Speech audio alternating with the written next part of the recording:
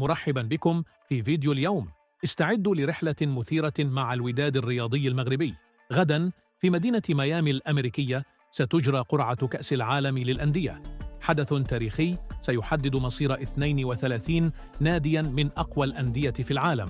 وسط هذه الأجواء المشحونة بالترقب يقف الوداد شامخاً ممثلاً للكرة المغربية والعربية.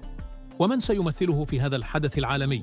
إنه الأسطورة نور الدين نايبت، الذي سيحضر مراسم القرعة بدعوة خاصة من الفيفا.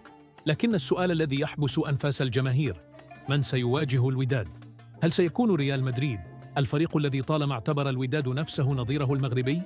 أم مانشستر سيتي بقيادة غوارديولا الملهم الكبير لمدرب الوداد موكوينا؟ أو ربما بايرن ميونخ الذي له تاريخ مع الكرة المغربية؟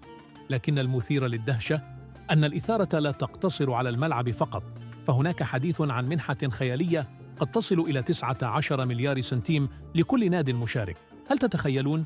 إنها قد تكون أعلى منحة في تاريخ الأندية المغربية.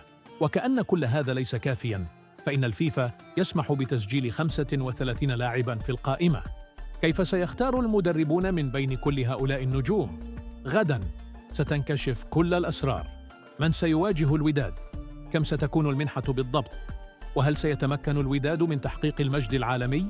ترقبوا معنا كل التفاصيل المثيرة، ولا تنسوا الاشتراك في قناتنا لمتابعة كل جديد عن هذه المغامرة التاريخية للوداد المغربي. إلى اللقاء في الفيديو القادم، حيث سنكشف لكم نتائج القرعة وكل ما يحتاجه عشاق الوداد لمعرفته.